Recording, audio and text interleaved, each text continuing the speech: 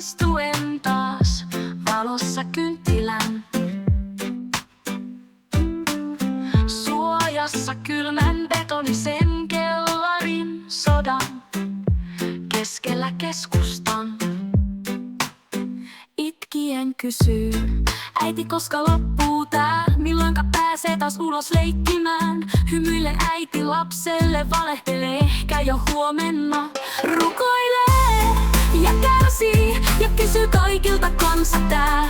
Tekeekö maailma jälleen sen, kylmästi selän kääntää. He kuolee ja nääntyy, viattomina tietenkin. Tekeekö maailma jälleen sen, kylmästi selän kääntää.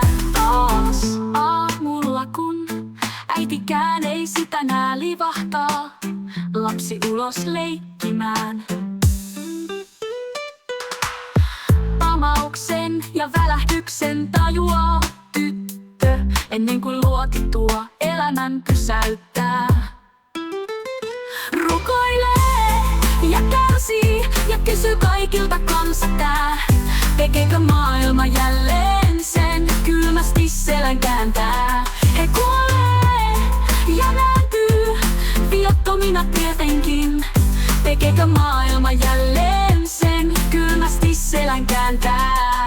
Taas kun herää äiti laukaukseen ja ryntää ulos katsomaan, kohta viereen tyttären kuolee myöskin hän.